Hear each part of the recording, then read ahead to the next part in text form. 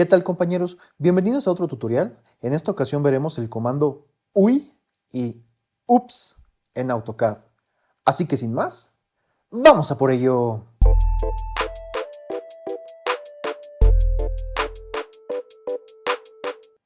Bueno, para explicar este comando con el nombre tan curioso, vamos a hacerlo en una sección áurea.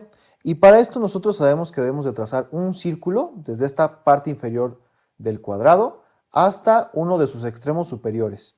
Y bueno, aquí trazamos el restante del rectángulo áureo. Listo. Y aquí tal vez nos estorba ya este círculo, así que vamos a eliminarlo. Y ahora sí, vamos a completar la sección áurea. Muy bien, ya quedó. Ahora quiero hacer esta misma sección áurea del otro lado de este cuadrado, pero necesito el mismo círculo que ya borré. No le puedo dar control Z porque si no voy a deshacer todas estas líneas que ya tracé. Y justamente para eso sirve el comando UI o UPS, para recuperar algo que yo ya haya eliminado como el círculo, sin perder el avance que ya haya hecho, que son estas líneas. Entonces el comando es UI para AutoCAD en español y UPS para los que tengan AutoCAD en inglés. Le damos Enter y ya recuperé este círculo. Ya puedo trazar la sección áurea de este lado. Listo, ya quedó. Y este comando de UPS no nada más nos sirve cuando nos equivocamos. También lo podemos incorporar a nuestro flujo de trabajo. Por ejemplo, yo aquí quiero hacer el hatch del pasto en el jardín. Y pues vamos a darle el comando hatch. Ya se ve aquí más o menos cómo va a ser.